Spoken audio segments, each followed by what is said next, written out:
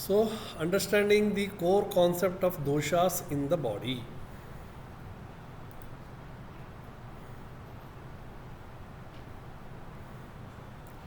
Okay.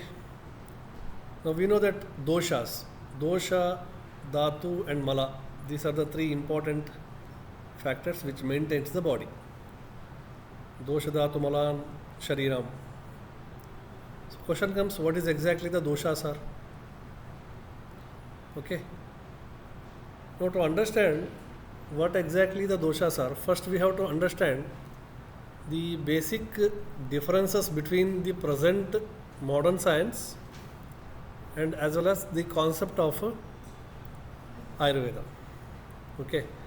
So if you are not understanding this difference, then definitely you will fail in comparing the doshas to particular entity. ठीक है. सो अगर वो जो है modern का एक इमेज लेकर के आप दोषों को समझने का कोशिश करेंगे तो डेफिनेटली कहीं ना कहीं वो फेल हो जाएगा. ठीक है. So Ayurveda always believe in combining the things. So now will start the presentation. Ayurveda always believe in combine the things. So it always explains how the universe is form. The basic concepts of Ayurveda को देखेंगे तो वो क्या बोलेंगे, पुरुष और प्रकृति का संयोग हुआ और उसके बाद जो है सृष्टि का उत्पत्ति हुआ. सो जब शुरू करते हैं तो वो क्या है, कॉम्बिनेशन से शुरू करते हैं हमेशा. Okay. So basically we always believe in combination. Ayurveda का जो भी स्टडी है वो डिवाइड करके स्टडी करने का नहीं है. ठीक है. But if you look into the modern science and all, so usually they will study by dividing the things. एक सेल है और सेल को जो है डिवाइड करते जाएंगे. सेल का अंदर क्या है, न्यूक्लियस है, न्यूक्लियस का अंदर क्या है, क्रोमोसोम है, क्रोमोसोम का अंदर क्या है. तो इस तरीके से वो डिवाइड करके जो है वो स्टडी करेंगे. But approach in Indian system और philosophy is they always combine the things. They combine two things and then they will look into the effects. Okay. So therefore there is a mool prakriti, then the changes takes place in that prakriti. If you see the Ayurvedic concept, पहले क्या था, एक मूला प्रकृति है. वो मूला प्रकृति जिसको हम बोलते हैं अव्यक्त प्रकृति भी बोलते हैं. शुरू में क्या था, अव्यक्त प्रकृति. अव्यक्त का मतलब क्या है, अनडिफरेंशिएटेड. डिफरेंशिएटेड नहीं है, पूरा मिक्सअप है, उसमें सभी गुण है, सब कुछ है उसके अंदर. वो डिफरेंशिएटेड नहीं है. क्या होगा आगे जा करके, वो डिफरेंशिएशन बाद में होगा. ठीक है. तो ये जो मूला प्रकृति है and it is there and then the changes takes place in the mula prakriti. Okay. This is our concept. But when you look into the modern science, they divide the things and then they study like splitting the atom and study. जैसा मैंने cell का बताया, atom का बताया. अब atom है, atom के अंदर क्या है, प्रोटॉन है, न्यूट्रॉन है, इलेक्ट्रॉन है. तो इलेक्ट्रॉन क्या है, न्यूट्रॉन क्या है, तो उसके बाद उसको फर्दर डिवाइड करते जाएंगे. तो ये अप्रोच हमारा बिल्कुल है ही नहीं है. ये पहला पॉइंट जो है हमें समझना चाहिए, नहीं तो हम कहीं ना कहीं गलती कर बैठेंगे. Okay. We will definitely be wrong in some time. This is a basic thing. Now, if you look into the theory of relativity, कौन बताया theory of relativity? Einstein, है ना. What is that? V is equal to E is equal to mc square. Okay. E is equal to mc square. So that is a theory of relativity explained. So इसमें क्या है कि how atoms present in a given mass and how it can be broken down to create the energy. ये है ना, वो is equal to mc square. M stand for mass. Okay. C is constant, I think. Huh? C is constant and E is energy. You want to get the energy how? By splitting the atom. ये उसका concept है. आप atom को split करो, उसके बाद उससे कितना एनर्जी बाहर निकलता है ये देखो. Okay. So but Ayurveda says,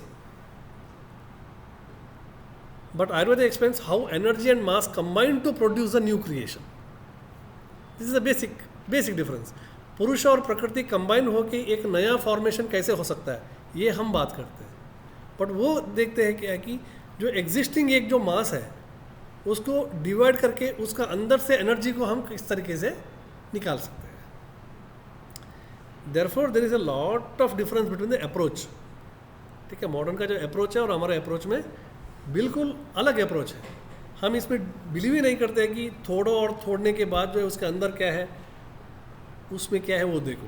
हम इसमें बिलीव करते हैं कि दो चीज़ों को कंबाइन करो, कंबाइन करके उसके बाद देखो कि ये कंबाइन करने के बाद क्या होता है।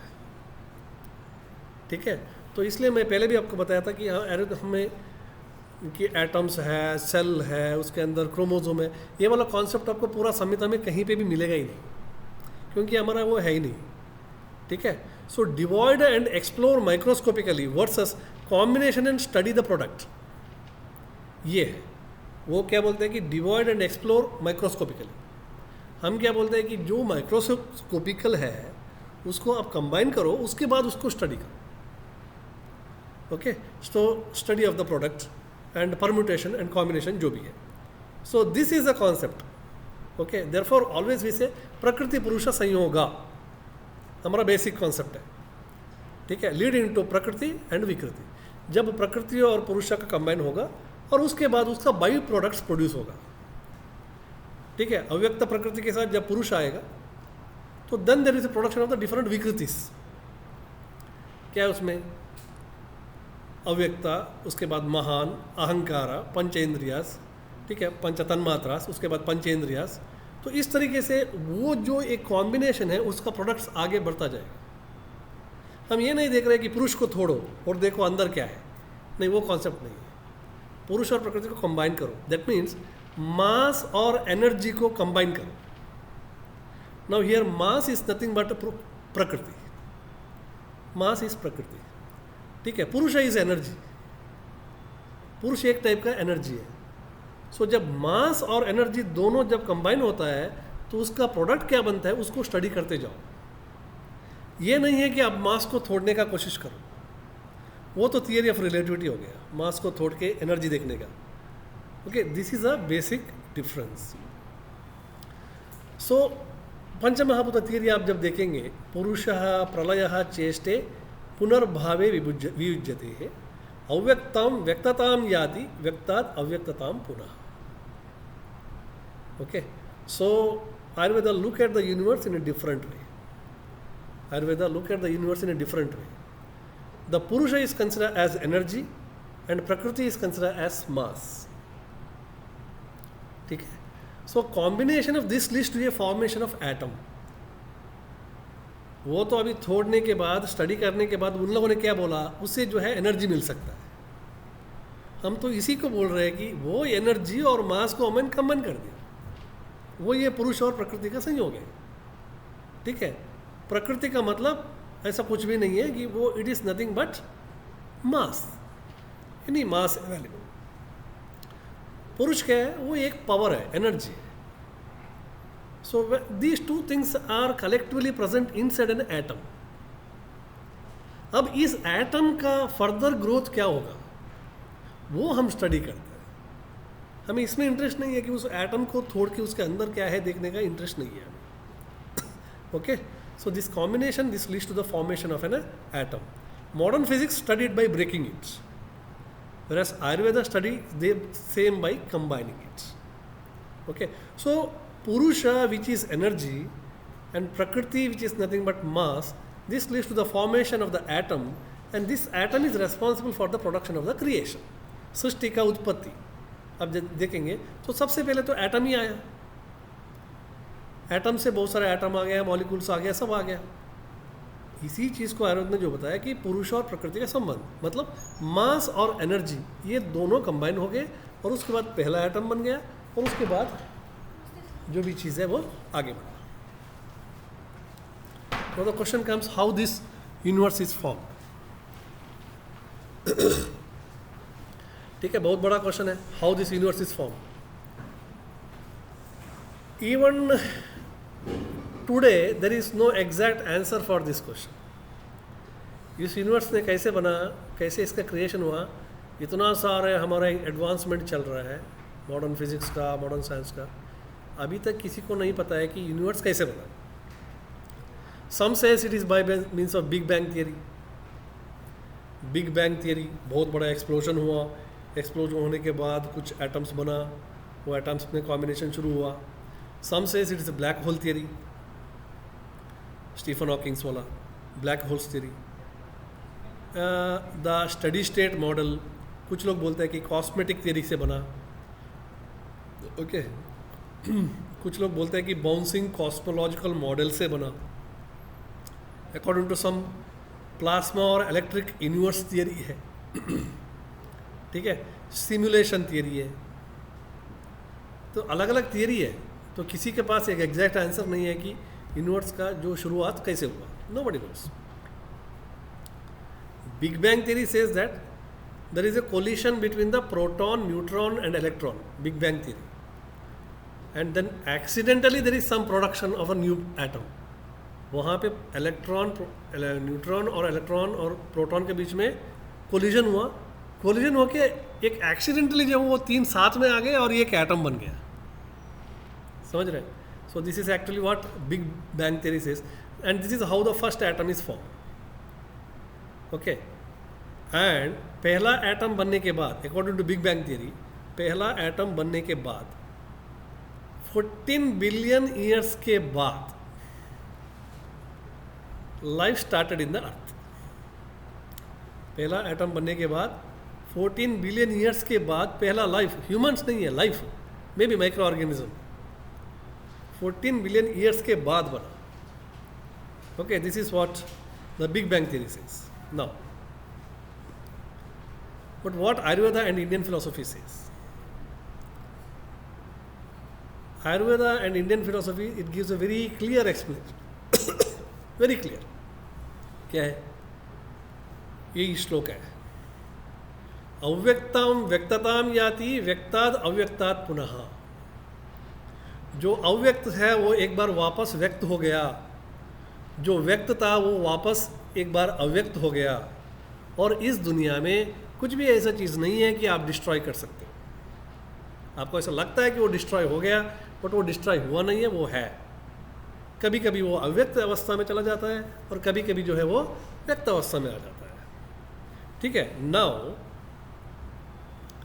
Everything is undergoing transformation in a very cyclical manner, and the same is called as srishti, sthiti and life. ये big bang theory, collision theory, आप कुछ भी बोलो, इसमें कोई एक्सप्लेनेशन नहीं मिलेगी। But what Ayurveda says is कुछ भी डिस्ट्रॉयबल नहीं है, सब कुछ है। कभी कभी वो दिखता है, कभी कभी दिखता नहीं है।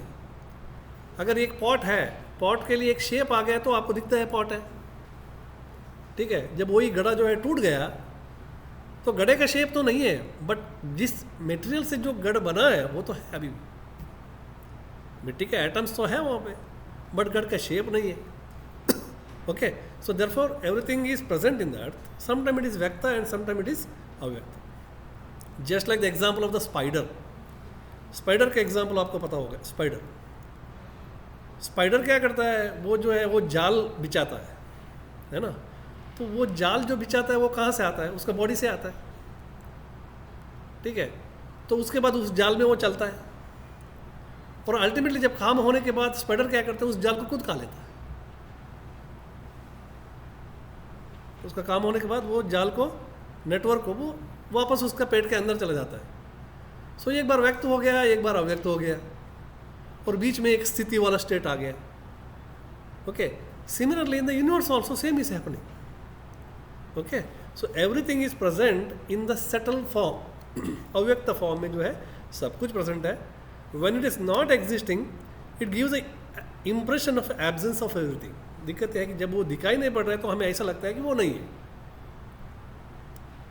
ठीक है, बट एक्चुअली वो ऐसा नहीं है। So what you mean by अव्यक्त प्रकृति, हमें पता है अव्यक्त प्रकृति क्या है। अव्यक्त प्रकृति विच कंटेन सत्व रज तम गुण इन द डॉर्मेंट स्टेट। अव्यक्त प्रकृति क्या है, वो एक मास है, उस मास के अंदर तीन एनर्जी है, एक सत्व है, एक रजा है, एक तम है, बट वो एक डॉर्मेंट स्टेज में है। अब वो तीनों गुण जो है कोई एक्टिविटी नहीं कर रहा है, उसमें कोई एक्टिविटी नहीं चल रहा है उसके अंदर, बट कोई एक्टिविटी नहीं चल रहा है। जब उसके अंदर कोई भी एनर्जी चला जाएगा, ये तीन पावर्स है उसके अंदर, जब इसके अंदर कोई भी एनर्जी चला जाएगा तो अब ये तीनों गुण जो है एक्टिवेट हो जाते हैं। सो जब मास के अंदर कोई एनर्जी चला जाता है तो वहाँ पे मूवमेंट, मोमेंटम, ये वो सब हो जाता है। सिमिलरली जब पुरुष प्रकृति के अंदर एनर्जी के रूप में एक पुरुष का मतलब आत्मा का एंटर होता है, so then there is a change in these 3 गुणास। इसके अंदर जो 3 गुण है सत्व, रजत, तम, इसमें चेंजेस आता है। ओके, जब ये चेंजेस उसमें आएगा then it leads to the formation of the srishti. जब ये एनर्जी वहाँ पे नहीं गया तो वो तीनों गुण सालों व बिलियंस ऑफ ईयर्स तक वो जो है डॉर्मेंट ही रहेगा। बट जब ये चला जाएगा so then there is some activity and that leads to the formation of the srishti. This is exactly what Sankhya says. Sankhya का जो परिणामवाद है, परिणामवाद सांख्य वाले यही बोलते हैं कि अव्यक्त प्रकृति था, अव्यक्त प्रकृति में जो है पुरुष का एंटर हो गया, होते ही जो है त्रिगुण एक्टिवेट हो गए और उसके बाद जो है महान, अहंकारा, ये सब प्रोडक्शन इसका शुरू हुआ। If you understand in the present day scenario mass and energy, then the production starts. Now this is exactly one of the Upanishad जिसमें बताया कि ना असदीय सूत्रा, ठीक है, ना सदीय सूत्रा बोलते हैं हम इसको। इसमें उसने बहुत क्लियरली बताया कि कैसे होता है। If you see the Indian philosophy point of view, one of the very popular सूत्र इज नासदीय सूत्र, ना असदीय सूत्र। असत, सत और असत, कोई भी असत नहीं है, कोई भी सत नहीं है। द मीनिंग ऑफ द सूत्र is in the beginning there is A stand still state. शुरू में क्या है, एकदम एक डॉर्मेंट स्टेज था, ये सूत्र में बोलते हैं। Nothing is existing although everything is there but nothing is seen. Even the absence of the above is not existing and even the presence of the existing is also not present. बहुत complicated है। Even the absence of the above, अभाव नहीं है, absence of the above is also not existing and presence of the existing is also not existing। मतलब कुछ भी नहीं था, स्टैंड स्टिल स्टेट, सब कुछ है, कुछ भी नहीं चल रहा है, कोई ट्रांसफॉर्मेशन नहीं चल रहा है। Okay, now therefore it is called as anadi, हम इसलिए उसको अनादि बोलते हैं।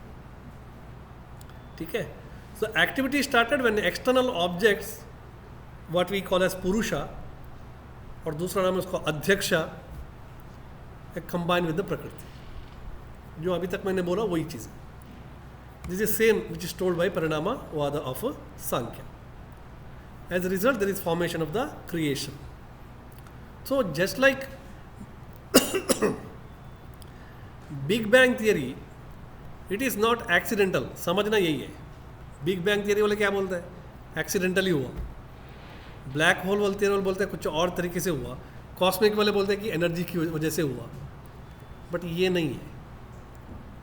ये कोई भी थियरी की वजह से सृष्टि का उत्पत्ति नहीं हुआ है। सृष्टि का उत्पत्ति क्या है, ऐसे हुआ कि जो चीज़ एक डॉर्मेंट स्टेज में था उसमें थोड़ा बहुत एक्टिविटी शुरू हो गया और उसके बाद सृष्टि का उत्पत्ति हुआ। कोई ऐसी चीज़ों से नहीं हुआ है, वो आगे आएगा। Now this is what exactly Ayurveda says कि सृष्टि का उत्पत्ति कैसे हुआ। Very clear explanation given by Sushruta. What he says, स्वभावम ईश्वरम कालम यदृच्छम नियतिम तताह परिणामंच मन्यन्ते प्रकृतिर्पृतुदर्शिनः। ये है, this is the actual cause of creation of the universe. What is that? Not a single cause is responsible for the formation of the Prakriti. Prakriti is formed by the different causes. बहुत सारे factors हैं। अगर हम बोलते कि ये institution जो है एक ही आदमी से बना है, दिखने में ऐसा लग सकता है, बट बनाने के लिए बहुत सारे लोग आए, लेबरर्स काम किए, ठीक है, और पैसा देने वाले थे, मैनेजमेंट करने वाले थे, परमिशन देने वाले थे, कितना लोगों ने उसके लिए काम, उसके बाद इंस्टीट्यूशन आए। इसी तरीके से एक सृष्टि की उत्पत्ति के लिए एक कारण नहीं हो सकता है, बहुत सारी चीज़ थे। क्या है? Ayurveda point of view, the initiation of the universe due to multiple causes and it's not because of single cause. Number one is Ishvara. Ishvara is one of the theory. जो ईश्वर स्वभावम ईश्वरम काला ईश्वर. You will see what is actually. Now, first is स्वभावम. ईश्वर को बाद में देखेंगे. First is स्वभावम. What is स्वभावा? स्वभावा is a nature. So universe का जो फॉर्मेशन हुआ वो एक अपना नेचर से हुआ है, अपना स्वभाव से हुआ है. This is the first cause. Okay, that is a natural tendency of attraction of the positive and negative forces. Okay, the formation of this universe is formed. Atom जो पहले बना वो एक्सीडेंटली नहीं बना, वो उसका एक नेचुरल टेंडेंसी था. तो वहाँ पे एक पॉजिटिव आयन था, एक नेगेटिव आयन था, वो दोनों साथ में आ गए. अट्रैक्शन ऑफ द ऑपोजिट, वो दोनों साथ में आ गए, इसलिए एटम का फॉर्मेशन हुआ. No, it is not accidental, जैसे बिग बैंग में बताया. So same is called as Ishwar, sorry same is called as swabhav. Okay, number 2 niyati. स्वभावम ईश्वरम कालम, 1 by 1 जाएंगे हम. नियति, what is the niyati? Niyati is some predetermined causes. नियति ये बोलते हैं ना कि ऐसे ही होना बोल के पहले लिखा हुआ है, इसी को तो बोलते हैं हम नियति. ठीक है, तो there are some predetermined cause. आज नहीं तो कल इसको साथ में आना ही है. ठीक है, अभी तो वो डॉर्मेंट स्टेज में है, बट कल उसको एक्टिवेट होना ही है. There are some predetermined time factor है वहाँ पे, इतना टाइम के बाद इसको एक्टिवेट होना ही है. ठीक है, so that is formed by the niyati and it may be due to parinam. स्वभावम ईश्वरम नियति परिणामम, लास्ट वाला परिणाम. Parinam means there are some physical and chemical changes. कुछ भी चीज़ को आप डॉर्मेंटली रखेंगे तो उसमें कुछ फिजिकल चेंजेस भी होता है और कुछ केमिकल चेंजेस भी होता है. आप घी को ऐसे रख लो, रैंसिडिफिकेशन होता है उसमें. ठीक है, ख़राब तो होता ही है, तो फिजिकल और केमिकल चेंजेस उसमें हो रहा है. कुछ नहीं किया, बट अपने आप हो रहा है. ठीक है, that means there are some chemical and as well as physical changes taking place because of which the changes starts. ठीक है, so same is told by Shankaracharya. Shankaracharya का जो अनेकांतवाद है, तो उसमें यही बोलते हैं कि कोई भी क्रिएशन के लिए एक कॉज नहीं है, मल्टीपल कॉजेस है. ठीक है, so now next question is what is this energy in Ayurveda. हम बार बार बोल रहे हैं मास तो प्रकृति है, एनर्जी पुरुष है, तो इसके बारे में भी थोड़ा सोचना पड़ेगा. The vital force which is existing is universe is called as energy और पुरुष. कितना एनर्जी है हमारे पास? लाइट एनर्जी है, हीट एनर्जी है, साउंड एनर्जी है, स्पेल एनर्जी है, टच एनर्जी है और magnetic energy. So this are the different types of energies which is existing in this universe. Okay, this energy has got capacity to bring the transformation. although it does not involve in the process but it act as catalyst. बहुत सारे energies है in and around. आप सोचो एक light energy नहीं है तो हम जी सकते हैं क्या? क्यों? वो जो लाइट एनर्जी है उसी की वजह से आपका फोटोसिंथेसिस हो रहा है. आपको तो दिख नहीं रहा है, वो उसी फोटोसिंथेसिस से आपको ऑक्सीजन मिल रहा है और उसी की वजह से आप लोग जी रहे हो. This is the importance of light energy. ठीक है, तो इस तरीके से अलग अलग एनर्जीज है. One is light energy, sound energy, smell energy and touch energy and also magnetic energy. तो this has got the capacity to bring the transformation. Now just look at the working of the fan. जब fan चल रहा है, fan जो है basically वो inert substance है ना. उसमें क्या है? वो तो एक आयरन से या मेटालिक से बना हुआ चीज़ है. But when energy comes inside that fan, now the fan start revolving. अगर वो एनर्जी नहीं आया तो फैन का कोई ये नहीं है. वो जो एनर्जी है वो कौन सा एनर्जी है? लाइट एनर्जी है. Similarly whole universe is working through this energies, different types of energies. मैंने तो सिर्फ लाइट एनर्जी का आपको एग्जाम्पल दिया. So all our activities are increase और strengthen this energies in the universe. सो हम जो एक्टिविटी करते हैं वो सब एक्चुअली इस एनर्जी को इंक्रीज करने के लिए ही करते हैं. Because we know that without this energy universe cannot run. Okay, अगर मैं होम और हवन करता हूँ actually I am giving my contribution to this universe to increase the light energy. ठीक है, मैं कोई भजन करता हूँ या कुछ भी मंत्र बोलता हूँ या कुछ भी बोलता हूँ, actually I am giving my contribution to increase the sound energy, because daily sound energy वहाँ पे कंजम्पशन हो रहा है इन द क्रिएशन, तो उसको रिफिल भी करना पड़ेगा. ठीक है, so this is our concept. आप भजन कर रहे हो, वो साउंड एनर्जी है, वो साउंड एनर्जी को आप दे रहे हो. अब आप पूछ रहे हो पटाखा फोड़ेंगे सर, वो भी तो साउंड एनर्जी. ठीक है, so always we talks about positive energies, positive method से, नेगेटिव मेथड से कुछ भी ज़्यादा नहीं होना चाहिए. So this energy is mentioned as purusha. इसी एनर्जी को हमने बताया पुरुषा. यही एनर्जी जब एक ओवम के अंदर चला जाता है, वो एक सृष्टि का उत्पत्ति का कारण बन जाता है. ठीक है, वहाँ पे ओवम जो है वो एक मास है, और स्पर्म के अंदर जो एक एनर्जी है, so that is the energy. ठीक है, when they combine together there is a new creation. जिस तरीके से सृष्टि का उत्पत्ति हुआ, वहाँ पे भी एक नया सृष्टि का उत्पत्ति हुआ. जिस तरीके से सृष्टि उत्पत्ति में शुरू में कुछ भी नहीं था, सब कुछ डॉर्मेंट था, पहले वहाँ पे भी डॉर्मेंट था. जाइगोट बनने से पहले स्पर्म नहीं था क्या? जाइगोट बनने से पहले ओम नहीं था क्या? था. बट वो दोनों जो है साथ में आया. साथ में आने के बाद एक नया क्रिएशन हुआ. नया क्रिएशन होने के बाद उसमें अव्यक्तता वो व्यक्तता में आ गया. जाइगोट का डिफरेंशिएशन शुरू हुआ. ठीक है, बट लाइफ कब आया? यूजुअली जो एप्रिसिएशन लाइफ का कब से होता है? 4 महीने के बाद है, दौरुदावस्था में. ठीक है, जिस तरीके से सृष्टि उत्पत्ति होने के बाद ह्यूमन का उत्पत्ति होने में 14 बिलियन ईयर्स लगा, और यहाँ पे भी जो है वो जो है जाइगोट फॉर्मेशन होने के बाद एक्टिविटी एक्चुअली शुरू होने के लिए उसके भी 4 महीना लगा. So this is also a srishti utpatti kram को सिर्फ यूनिवर्स को नहीं कंपेयर करना है आपको. We have to compare this for the formation of this zygote also. ठीक है, तो पहले कुछ भी नहीं था, उसके बाद सब कुछ आ गया. Okay, so now this has got the capacity to bring the transformation. Next, now this is a fact. क्या है?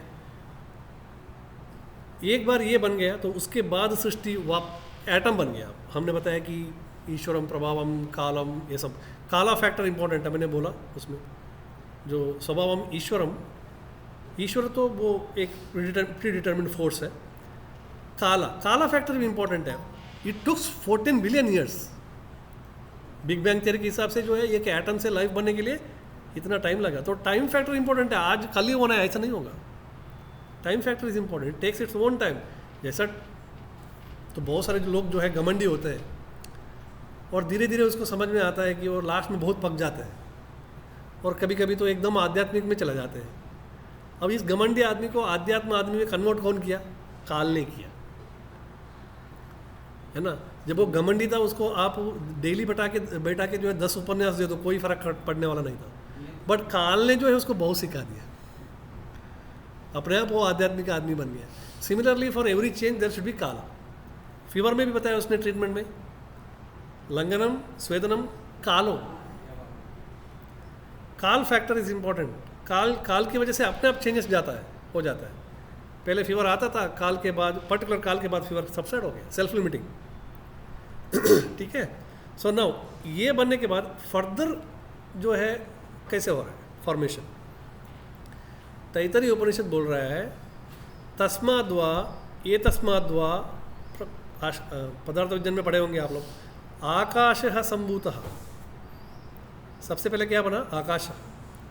तस्माद्वा ये तस्माद्वा आत्मनः आकाशः संभूतः, आकाशाद् वायु, वायोरग्निः, अग्निरापः, आद्यः पृथिवी, पृथिव्याः औषधयः, औषधिभ्योः अन्नः, अन्नात् पुरुषः. सा एव एष पुरुषो अन्नरसामयः, तस्य देव शिरा अयम दक्षिणपक्ष, उत्तरपक्ष इत्यादि. ये टोटल ह्यूमन बीइंग कैसे बना इसका एक्सप्लेनेशन है. पहले क्या था? आत्मा था. Taittiriya Upanishad says, once the activity started, in a standstill state, शुरू में तो कुछ भी नहीं था वहाँ पे जब एक्टिविटी शुरू हुआ गया, when the activity started, just like curdling of the curd, it created the different milk products the universe is created. जैसा आप दही को कर्लिंग करते हो तो पहले तो कुछ नहीं था, बट उसको जो मंथन करते जो है आपको मक्खन मिल गया, इधर से दही मिल गया, इधर से छाछ मिल गया, सब कुछ बाई प्रोडक्ट्स मिलना शुरू हो गया, ठीक है। इसी तरीके से एक बार स्टैंड स्टिल स्टेट में जो है एक्टिविटी शुरू होने के बाद अलग अलग जो है आपको बाई प्रोडक्ट्स मिलना शुरू हो गया, अलग अलग चीज़ें बनना शुरू हो गई। So initially there is formation of akasha, पहले क्या बना, आकाश बना, आकाश से then akash, akash is atmosphere, ठीक है, जिसको हम बोलते हैं ईथर भी बोलते हैं कुछ लोग, टोटल एटमॉस्फेयर है, ईथर भी है, अच्छा एक्सप्लेनेशन नहीं है, फिर भी for time being you can take it ether. Then in this space again the activity starts, फिर उसमें एक्टिविटी शुरू हो गया। Then there is consolidation form of the vayu, then there is agni, jala, prithvi etcetera. Now to short, इसके बारे में बाद में डिस्कशन करेंगे। एटम है, एटम से बाद क्या बनेगा, मॉलिक्यूल्स बनेगा ना। So initially there is formation of the 4 important molecules. सबसे पहले ईथर था, और ईथर के बाद जो बना वायु, वायु को हम बोलेंगे कि एटमॉस्फेरिक। अब एटमॉस्फेयर में सबसे डोमिनेंट गैस कौन सा है nitrogen. So first there is formation of ether, then there is formation of nitrogen molecules, okay. Nitrogen gas है ना सबसे ज़्यादा, सो नाइट्रोजन, सो पहले एन बन गया नाइट्रोजन, देन कम्स अग्नि, वायु से बन गया अग्नि, there is creation of oxygen. अब आपके पास 3 मॉलिक्यूल है, ईथर का मॉलिक्यूल है, नाइट्रोजन का मॉलिक्यूल है, और ऑक्सीजन का मॉलिक्यूल है। अब इसका परम्यूटेशन और कॉम्बिनेशन बहुत हो सकता है, केमिस्ट्री आप पढ़ेंगे तो, ठीक है। And then there is a formation of jala, water, water is nothing but H2 O combination, ठीक है। And then there is a formation of carbon, prithvi. तो बेसिकली ये 5 मॉलिक्यूल बना, ईथर का, नाइट्रोजन का, ऑक्सीजन का, हाइड्रोजन का और कार्बन का। Now formation of this 5 molecules, now they start producing different by products. इससे जो है अलग अलग बाई प्रोडक्ट्स आना शुरू हो गया, ओके। सो कार्बन, पृथ्वी को हम बोलते हैं यूजुअली कार्बन से बना हुआ है, ठीक है। सो पृथ्वी को हम क्या बोलते हैं, गुरु है, दाढ़्यकृत है, सॉलिड है, और उसके बाद क्या है कि देह दाढ़्य करा, वेट को बढ़ाने वाला है, एनर्जी देने वाला है। Carbon, if you take protein, if you take glucose and if you take fats, 3 आपके पास है। 3 में से आपको एनर्जी कहाँ से आता है, अगर आप बायोकेमिस्ट्री थोड़ा बहुत पढ़ेंगे तो समझ में आएगी। जब कार्बन मॉलिक्यूल को थोड़ा जाता है, जब वो साइकिल में चला जाता है आपका मेटाबॉलिक साइकिल में, actually that carbon molecule will give the energy. Glucose is C6H12O6, ठीक है। वही फैट में जो है 12 कार्बन एटम्स है, और इवन प्रोटीन में भी कार्बन एटम है, उसी में जो है अटैच होता है ये सब आपका NH3, ये सब अटैच उसी के लिए होता है, ठीक है। So when you break the carbon atoms then only will get the energy. Therefore अगर आयुर्वेद का फैट, आयुर्वेद का प्रोटीन, और आयुर्वेद में जो है क्या बोलते हैं आपका कार्बोहाइड्रेट क्या है, वो तीनों क्या है, पृथ्वी महाभूत है, वो तीनों पृथ्वी महाभूत के अंदर है। समझ में आ रहा है आपको? सो इसी का कॉम्बिनेशन से बना next factor. So in this stage the formation of the from the plants, now ये 4 मॉलिक्यूल्स या 5 मॉलिक्यूल्स बना, then there is formation of the plants, from the plants we got anna, plant से जो है हमें अन्न मिल गया, फ्रॉम द अन्न को खाने के बाद जो है पुरुष का फॉर्मेशन हुआ, all the living, purush means all the living creatures, and then the head portion, right side, left side etcetera सब बन गया। In this stage the formation of the plant is triggering factor. Modern वाले भी यही बोलते हैं कि आदमी बनने से पहले प्लांट्स था, ठीक है, वो प्लांट्स में जब ऑक्सीजन को रिलीज करना शुरू कर दिया तब जाके ह्यूमन एग्जिस्टिंग पॉसिबल हुआ। ह्यूमन नहीं, कितना जो भी लिविंग, अगर ऑक्सीजन नहीं है तो कोई भी पॉसिबल ही नहीं था। इसलिए सबसे पहले एटम्स चेंजेस होते होते प्लांट्स बन गया। प्लांट्स में भी सबसे पहले क्या बन गया आपका, ये शिलींध्र, ये सब बन गया, ब्लू ग्रीन आल्गे, ये सब बन गया। उसके बाद बड़ा बड़ा प्लांट्स बना, वो ऑक्सीजन रिलीज करना शुरू कर दिया। Then there is a conducive environment for the living, और उसके बाद लिविंग सब्सटेंस आ गए, ऑर्गेनिज्म आ गए, उसके बाद पुरुष का ये हुआ। So for the existence of the life, anna is important, which is provided from the plants, which is provided from the plants. Okay, so life started हो गया. Okay, so long period after the formation of the basic elements, the life started. So Big Bang theory जो बोल रहा है 14 billion years, this is true for all the creations. And creation of the universe, creation of the embryo, creation of the fetus, एक ही rule follow होता है सब में। Creation of the new life in the form of garbha, मैंने already बताया इसको। Atma enters during the 4th month, so but process started immediately after the zygote. जैसे यहाँ पे भी यूनिवर्स बनने का जो प्रोसेस है बहुत पहले शुरू हुआ था, बट लाइफ आ गया बहुत देर के बाद।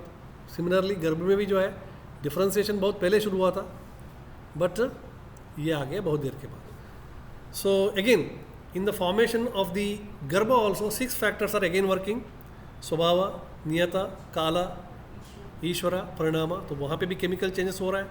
प्री डिटरमिंड, नियति की वजह से चेंजेस जा रहा है, ठीक है, कौन सा सेक्स है, मेल सेक्स है, फीमेल सेक्स है, ये सब नियति से आ रहा है, केमिकल चेंजेस चल रहा है। स्वभाव है नेचुरल, उसकी वजह से चेंजेस आ रहा है।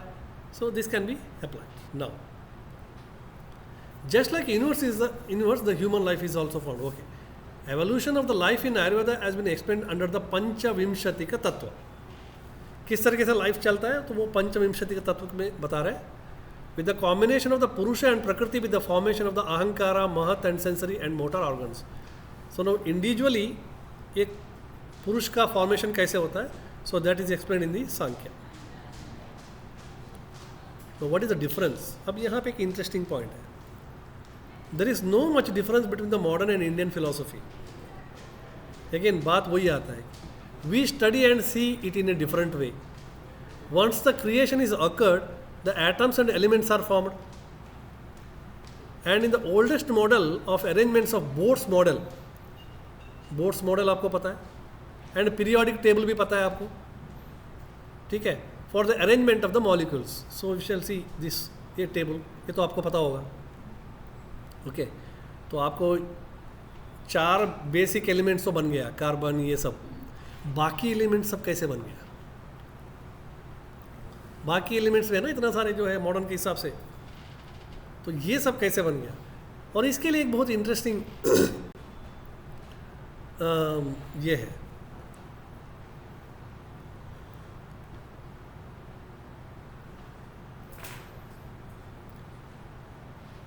आकाश है। आकाश का मूलभूत गुण क्या है? अप्रतिघात सामर्थ्य, लाइट है वो। इधर से पृथ्वी है, उसका मूलभूत गुण क्या है? हेवी है, गुरु है, ठीक है। हम बोलते हैं कि पंचमहाभूतों से इस यूनिवर्स बन गया। अब उसका बेसिक क्वालिटी को ले लो, वहाँ पे एक लाइट क्वालिटी है आकाश का, और ये हेवी क्वालिटी है। सो चेंजेस जो आया, ये लाइट क्वालिटी और लाइट मतलब लघु क्वालिटी और गुरु क्वालिटी के बीच में आया, है ना। तो इसमें परम्यूटेशन, कॉम्बिनेशन सब हो गया, बहुत सारे अलग अलग चीज़ बन गया, यूनिवर्स का फॉर्मेशन हो गया। If you look into this particular table, जब आप टेबल में देखेंगे ना, जो फर्स्ट ग्रुप में जो पहला वो क्या है? हाइड्रोजन है ना। Group number 1, atomic number 1 hydrogen है, और नंबर 2 कौन सा है? हीलियम,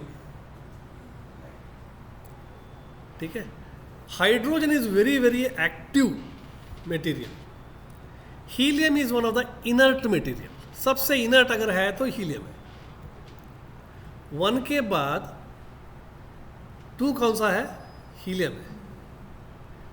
ये एक लघु, हाईली एक्टिव और एक गुरु हाईली इनर्ट, इसका बीच में बहुत सारे अदर एलिमेंट्स बन गए। हमने जो एक लाइन में बोला उसमें जो है पूरा एक्सप्लेनेशन करके बताया। हमने क्या बोला कि सबसे पहले बनाया आपका हमारा आकाश, जो लाइट है, लघु है, अप्रतिघात सामर्थ्य बहुत ज़्यादा एक्टिव है, और सबसे लास्ट में जो बना जो पृथ्वी है, जो गुरु है और लेस एक्टिव है। ये दोनों, ये रेंज है हमारा। इस रेंज के बीच में बहुत सारे इंटरेक्शन हुआ, परम्यूटेशन कॉम्बिनेशन हुआ, बहुत सारे प्रोडक्ट्स बन गए। इसलिए इस दुनिया में सब कुछ जो बना है वो पंचभौतिक से बना है। ये टेबल उसी को बोल रहा है। तो होल यूनिवर्स जितना भी जो प्रोडक्ट्स बने हैं ना, तो वो ये दोनों का, ये टेबल को देखो आप, ऐसे ही देखे तो समझ में नहीं आएगा। टेबल में नंबर 1 में हाइड्रोजन है, नंबर 2 है हीलियम है, और इसके बीच में बाकी बहुत सारे ग्रुप्स हैं। समझ में आ रहा है? So when we look at the properties of Panchamabhuta, it is same theory, okay?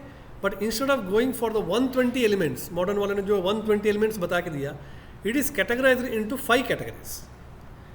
इन लोगों ने 120 elements को अलग अलग ग्रुप्स में डाला, बट हमने वो नहीं किया। हमने तो सिर्फ 5 कैटेगरी किया, एज खरा, द्रवा, चला, उष्ण। ठीक है, जो 5 महाभूत का प्रॉपर्टी है। करत्व है, द्रवत्व है, चलत्व है, उष्णत्व है और अप्रतिघाता सामर्थ्य। ठीक है, so properties of prithvi mahabhuta matches with the inert element. जितना भी इनर्ट एलिमेंट है पीरियोडिक टेबल में, वो सब पृथ्वी महाभूत से मिलता जुलता है। While very active substances, porous substances, बहुत सारे इसमें चीज़ें बहुत लाइट है, पोरस है, जिसमें होल्स वगैरह है, like hydrogen etcetera are with akash mahabhuta. They are more unstable electrons, उसमें जो है अनस्टेबल इलेक्ट्रॉन्स ज़्यादा है, इसमें मोर स्टेबल इलेक्ट्रॉन्स। तो थियरी तो वही है, उन लोगों ने डिवाइड करके बताया कि ये है, और हमने बिना डिवाइड करके कॉम्बिनेशन से बताया कि जो भी चेंजेस हुआ ये दोनों के बीच में हुआ है। So finally all the elements of the periodic table are grouped in 5 basic columns, starting from active light elements to most inert substances at the end. Periodic table में भी आप देखो, पहले एक्टिव है और सबसे लास्ट में इनर्ट है, और उसके बीच में आप देखेंगे तो कुछ लाइट है, कुछ हाईली रिएक्टिव है, इस तरीके से डिवाइड करके रखा, अलग अलग है ना उसका, ब्रोमाइड्स का, इसका सब अलग अलग। So Akasha is the lightest of all and very active, and Prithvi is heaviest of all which is very inert. Now, in the column of periodic table 1 to 18, columns of which are categorized based on the chemical property. The first column in the atomic number is hydrogen, lightest of all and very active, and alkali molecules. Atomic number 2 is helium, present in the last column. So in between there is no elements. Why it is so? Cause is based on the chemical property. This is based on the chemical property. A alkaline material is always active, whereas a noble gas is very inactive. In between these groups, like alkaline and earth metals, transition metal, then halogens, where there will be exchange of the electrons. Intermixing हुआ है, permutation combination होके वो सब बना है. चलो, वो हमारे लिए ठीक है. पंचमहाभूत theory also same thing. खरा, द्रवा, चला, उष्णत्व, भू, जला, अनिल, तेजसाम, आकाशस्य अप्रतिघातो दृष्टम लिंगम यथाक्रमम. इसी को तो बताया इसने. ठीक है. Now this is already explain the basic molecules. Concept of Panchamahabhuta. आकाश को ईथर से आप ले सकते हैं, या तो वॉल्यूम से ले सकते हैं. वायु को जो है नाइट्रोजन है, अग्नि ऑक्सीजन है, जला हाइड्रोजन है. एक रफ है कि ऐसा नहीं है कि यही है, but Prithvi is carbon which is the rich source of energy.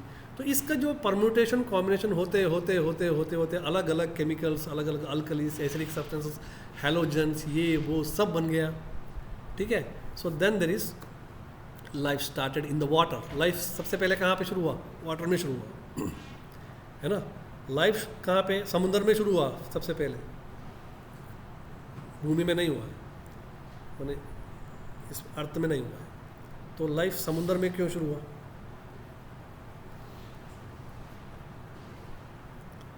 आज भी हमारा बॉडी कैसा है? हमारा बॉडी में कितना वाटर है? 2/3 portion is water, only 1/3 is solid part. If you take the earth, 2/3 is water, 1/3 is earth. Okay, because हमारा लाइफ जो स्टार्ट हुआ है ना वो वाटर में शुरू हुआ है, धीरे धीरे वाटर थोड़ा कम हो गया, उसके बाद ऐसे हो गया. Therefore even in the body also, समुंदर का पानी है क्या है? वो सैलाइन वाटर है. सैलाइन वाटर है. सोडियम बाहर है. जब सोडियम बाहर ज़्यादा है, ये हमारा बेसिक रिक्वायरमेंट है. And if you look at the body fluids, plasma में सोडियम रहना चाहिए, सेल के अंदर नहीं है. मतलब हमें जीने के लिए, एक सेल को भी जीने के लिए बाहर सोडियम चाहिए, अंदर नहीं. सेल मेम्ब्रेन के बाहर हमेशा सोडियम है, अंदर पोटासियम है. सेल के अंदर क्या है? हमेशा पोटासियम है. तभी तो रेस्टिंग मेम्ब्रेन पोटेंशियल चलता है. अगर सोडियम अंदर जाना शुरू हो गया ना तो पूरा गड़बड़ हो जाएगा. Sodium should be outside. ठीक है. Potassium should be inside the body, inside the cell. Cell is called as potassium packets, pocket बोलते हैं उसको. पोटासियम हमेशा सेल के अंदर जाना चाहिए, अंदर रहना चाहिए. तो सेम है अभी भी जो है, जैसा समुद्र में आपका सृष्टि पहले लाइफ क्यों बन गया समुद्र में? क्योंकि वहाँ पे कंड्यूसिव एनवायरनमेंट था, सोडियम बाहर था, तो इसलिए वो शुरू हुआ. तो सिमिलरली